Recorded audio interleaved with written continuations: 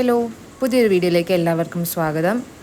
കുറേ നാളായി ഞാൻ വിചാരിക്കുന്നു ഒരു ഡേ ഇൻ മൈ ലൈഫൊക്കെ ചെയ്യണമെന്ന്. പക്ഷേ ഇന്ന് ഡേ ഇൻ മൈ ലൈഫല്ല, ഒരു മിനി മോർണിംഗ് വ്ളോഗാണ് കേട്ടോ. ഇഷ്ടപ്പെടുമെന്ന് വിചാരിക്കുന്നു. അപ്പം ആദ്യം തന്നെ ഞാനൊരു അരിപ്പൊടി തപ്പിയെടുക്കുമായിരുന്നു ഇടിയപ്പം ഉണ്ടാക്കാൻ. ഒരു ചേച്ചി ഇടയ്ക്ക് വരാറുണ്ട് തുടയ്ക്കാനും പുറമണിയൊക്കെ ചെയ്യാൻ വേണ്ടിയിട്ട്. അപ്പോൾ ഇന്ന് ഇടിയപ്പം ഉണ്ടാക്കണമെങ്കിൽ സന്ദീപ് തേങ്ങയൊക്കെ പൊട്ടിച്ചു വന്നു. അപ്പോൾ തേങ്ങയൊക്കെ ചിരവിക്കൊണ്ടിരിക്കുമ്പോഴാണ് ഷമേലങ്കിൾ വന്നത്. ഷമേലങ്കിൾ നമ്മുടെ ഫാമിലി ഫ്രണ്ടാണ്. നമുക്ക് ആവശ്യത്തിനും എല്ലാവർക്കും കേട്ടോ, ഞങ്ങളുടെ ആ ഏരിയയിലുള്ള എല്ലാവർക്കും എപ്പോഴും ആവശ്യങ്ങൾക്ക് ഓടിയെത്തുന്ന ഒരാളാണ് ഷമേലങ്കിൾ.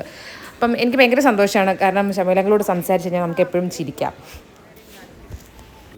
പേരെന്താ പറഞ്ഞേ? Mr. M.C. Samuel. M.C. Samuel. Mulluvattil. My father is named Daniel Chako. Okay. ഇനി എന്താ അറിയണ്ട എനിക്ക്? Mother's name? Shoshama. Shoshama Chako. Okay. Married അല്ലേ? ഒരു 10-20 കൊല്ലം മുമ്പ് ഒരു വീരക്കേടിൽ പോയി പൊട്ടു എന്നുള്ള തന്നെ.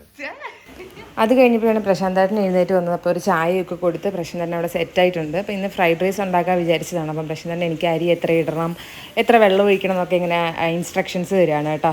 പുറത്ത് മഴയൊക്കെ പെയ്തതുകൊണ്ട് തന്നെ കോഴിക്കും താറാവിനും ഒക്കെ ആ ചൂടൊക്കെ മാറിയത് തന്നെ കാണാൻ പറ്റുന്നുണ്ട്. പിന്നെ ഞാൻ ഈ ഇടിയപ്പം ഉണ്ടാക്കുന്നതിൻ്റെ അച്ച് തപ്പമാണ്. എപ്പോഴും ഒന്നും ഇടിയപ്പം ഉണ്ടാക്കില്ല, ഇടയ്ക്ക് ഇങ്ങനെ തോന്നിയാൽ മാത്രമേ ഉണ്ടാക്കുകയുള്ളൂ. പണ്ടൊക്കെ എനിക്ക് ഭയങ്കര ബുദ്ധിമുട്ടായിരുന്നു. പ്രശാന്തേട്ടൻ്റെ അമ്മ വീട്ടിൽ ഇടിയപ്പമൊക്കെ ഉണ്ടാക്കുന്നത് കാണുമ്പോൾ ഇങ്ങനെ പ്രസ് ചെയ്യുന്ന ഒരു ടൈപ്പ് ഓഫ് ഇടിയപ്പമാണ് കേട്ടോ. പക്ഷേ ഇങ്ങനെ ആ അച്ചാണ്, പക്ഷേ എനിക്ക് അതിനകത്ത് കിട്ടാൻ ഭയങ്കര ബുദ്ധിമുട്ടാണ്.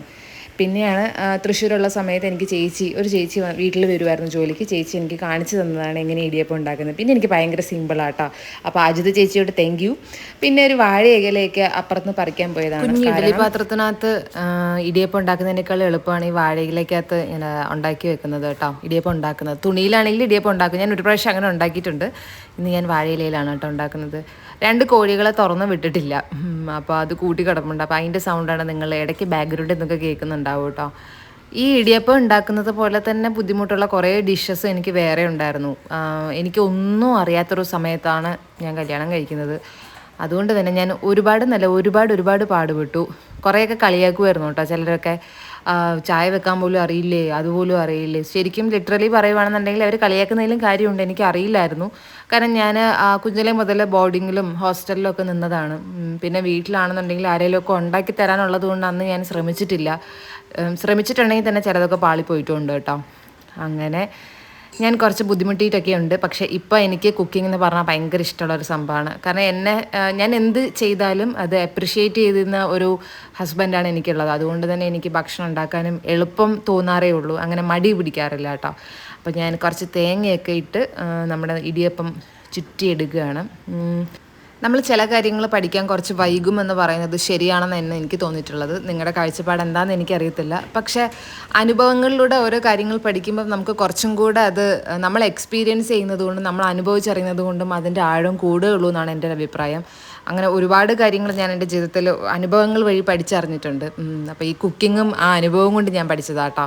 കാരണം എന്തെങ്കിലും കഴിക്കണം, മോളുണ്ടായി കഴിഞ്ഞപ്പോൾ അവൾക്കും എന്തെങ്കിലും ഉണ്ടാക്കി കൊടുക്കണം, അയ്യോ അതെൻ്റെ കടമയാണ്, ഞാനൊരു അമ്മയല്ലേ എന്നുള്ള ചിന്തിച്ചത് കൊണ്ട് അങ്ങനെ കുറേ കാര്യങ്ങൾ, കുറേ ഡിഷസ് ഞാൻ പഠിച്ചിട്ടുണ്ട് കേട്ടോ. അങ്ങനെയാണ് ഓരോ കാര്യങ്ങൾ നമ്മുടെ ജീവിതത്തിൽ നമ്മൾ ഓരോ കാര്യങ്ങൾ വരുമ്പോൾ നമ്മളിങ്ങനെ തളർന്നു പോയി കഴിഞ്ഞാൽ നമുക്ക് ശരിക്കും പറഞ്ഞാൽ കയറി വരാൻ പറ്റത്തില്ല. അങ്ങനത്തെ ഒരു സ്റ്റക്ക് നമ്മളുടെ ജീവിതത്തിൽ വരുന്നത് എത്രയും നല്ലതാണെന്ന് ഞാൻ പറയുള്ളൂ. എന്നാലേ ഓരോ കാര്യങ്ങളും നമുക്ക് പഠിക്കാനും പറ്റത്തുള്ളൂ. അപ്പോൾ നമ്മളുടെ ഇടിയപ്പം ഇവിടെ റെഡി ആയിട്ടുണ്ട് കേട്ടോ. ഞാൻ അത്യാവശ്യം വലിയ ഇടിയപ്പമാണ് വെച്ചത്, കാരണം കുഞ്ഞ് ഇഡലി പാത്രമാണ്. അപ്പം വലിയ ഇത് ചുറ്റി വെച്ച് കഴിഞ്ഞാൽ നമുക്ക് എളുപ്പത്തിൽ ഇടിയപ്പം ഉണ്ടാക്കിയെടുക്കാമല്ലോ. അപ്പോൾ ഇടിയപ്പം ഇന്നലെ വൈകുന്നേരം കറിയൊക്കെ ഉണ്ടാക്കി വെച്ചത് കാരണം ഇടിയപ്പവും കടൽക്കറിയും കഴിച്ചു. പിന്നെ ബാക്കി വന്നേക്കുന്നത് കൊണ്ട് മാവ് കൊണ്ട് ശർക്കരയും കുറച്ച് തേങ്ങയൊക്കെ ഇട്ട് കുറച്ച് ഏലക്കപ്പൊടി ഇട്ടിട്ടുണ്ട് കേട്ടോ. തെന്നുവ ഒരു കുഞ്ഞി ഇലയട ഉണ്ടാക്കി, പ്രശാന്തേട്ടനും സന്ദീപിനും ഒരു വലിയ ഇലയട ഉണ്ടാക്കി കേട്ടോ. അങ്ങനെ ഇന്നത്തെ മിനി വ്ളോഗിൽ ഇന്ന് രാവിലെ ഞങ്ങൾ കഴിച്ച കാര്യങ്ങളാണ് ഇത്രയും. അപ്പം ഇത്രയും സംഭവങ്ങളൊക്കെ കഴിഞ്ഞതിന് ശേഷം പ്രശാന്തേട്ടനൊരു സ്ഥലം വരെ പോവുകയാണ്. അങ്ങനെ പ്രശാന്തേട്ടൻ്റെ യാത്രയൊക്കെ ഞാൻ അവിടെ ഓർമ്മയോടെ നിൽക്കാം കേട്ടോ.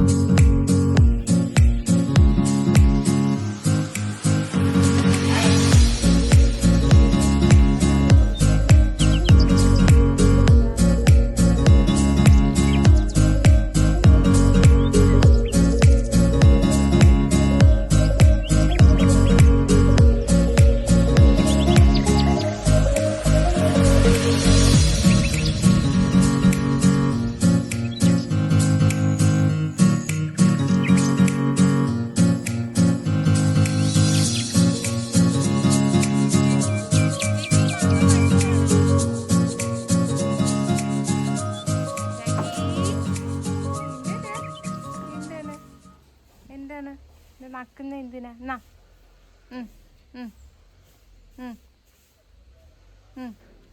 ജൂലിക്ക് എന്താ എന്താടാ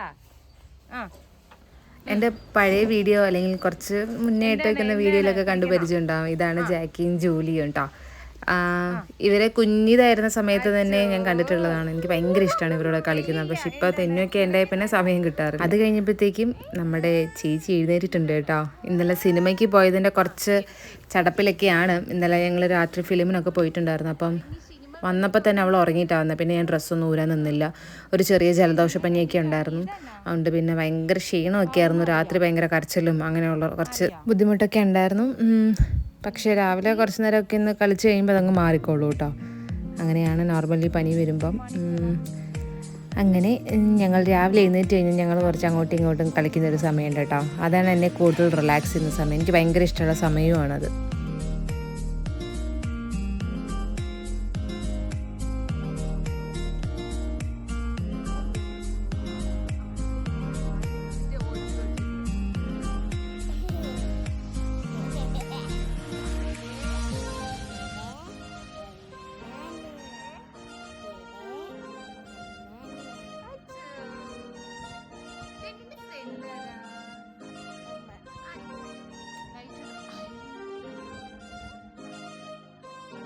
ഞാൻ തെന്നുവിനെ ഒരുപാട് പാമ്പർ ചെയ്യിക്കാറില്ല കേട്ടോ.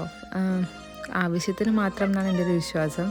പക്ഷെ ഞാൻ സ്ട്രിക്റ്റ് ആകുമ്പോഴത്തെ സ്ട്രിക്റ്റ് ആവുക തന്നെ ചെയ്യും കേട്ടോ. കാരണം അവൾ ചെറുപ്പത്തിലേ പഠിച്ചാലല്ലേ അത് പിന്നീട് വലുതാവുമ്പോഴും അവൾക്കത് ജീവിതത്തിൽ ചെയ്യാൻ പറ്റുള്ളൂ. അപ്പം അങ്ങനെ കുറച്ച് കാര്യങ്ങളിൽ ഞാൻ സ്ട്രിക്റ്റാണ്. പക്ഷേ എല്ലാവരും എന്നോട് ചോദിക്കും, എല്ലാവരും എന്ന് പറഞ്ഞാൽ കുറച്ച് നാട്ടിലെ ആൾക്കാരുണ്ടല്ലോ, ഇനി നിനക്ക് മനസ്സിലാവും പെൺമക്കളെ വളർത്തുന്നത് എങ്ങനെയാണ്, ഒരു പെൺകൊച്ച് ചെയ്തു കഴിഞ്ഞാൽ അങ്ങനെയാണ് ഇങ്ങനെയാണെന്നൊക്കെ. എനിക്ക് മനസ്സിലാക്കാവുന്നതേ ഉള്ളൂ. ഇപ്പോഴും ഞാൻ മനസ്സിലാക്കിയിട്ടില്ല എന്നല്ല. പക്ഷേ സ്വന്തം വീട്ടിൽ ഒരുപാട് കാര്യങ്ങൾ ഡിസ്കസ് ചെയ്യാനും പരിഹരിക്കാനുമുള്ള കുറേ പേരുണ്ട് കേട്ടോ നമ്മുടെ നാട്ടിൽ. അത് സ്വാഭാവികമാണ്, മനുഷ്യ സഹജമാണ് വിമർശിക്കപ്പെടുന്നവരുടെ ഒരു കൂട്ടം എന്ന് പറയുന്നത്. അവരെ മൈൻഡ് ചെയ്യാതെ ജീവിക്കുക എന്ന് പറയുന്നത് കുറച്ച് ബുദ്ധിമുട്ടാണ്. ഞാൻ പണ്ടൊക്കെ റെസ്പോണ്ട് ചെയ്യുമായിരുന്നു കേട്ടോ. ഇപ്പോൾ ഞാൻ റെസ്പോണ്ട് ചെയ്യാറില്ല. ഇങ്ങനെ ഇട്ട് പറയുന്നവരങ്ങ് പറഞ്ഞുകൊണ്ടിരിക്കട്ടെ. ഇന്ന് ഞാൻ നാളെ അവർ അങ്ങനത്തെ ഉള്ളൊരു ചിന്താഗതിയിലാണ് ഞാനിപ്പോൾ തുടർന്ന് പോകുന്നത് കേട്ടോ. അപ്പോൾ ഇത് പറയാൻ കാരണം ഇനിയുള്ള തുടർന്ന് വീഡിയോയിൽ ഞാൻ കുറേ കാര്യങ്ങൾ ഡിസ്കസ് ചെയ്യുന്നതായിരിക്കും. അപ്പോൾ നിങ്ങൾക്ക് എൻ്റെ വീഡിയോ ഇഷ്ടമായെങ്കിൽ, ഇന്നത്തെ എൻ്റെ കുട്ടി മോർണിംഗ് വ്ലോഗ് ഇഷ്ടമായെങ്കിൽ ലൈക്ക് ചെയ്യാനും ഷെയർ ചെയ്യാനും സബ്സ്ക്രൈബ് ചെയ്യാനും മറക്കരുത്. അപ്പോൾ ഇത്രയേ ഉള്ളൂ. പിന്നീട് കാണാം. അപ്പോൾ എല്ലാവർക്കും ടാറ്റ ആൻഡ് ബൈ.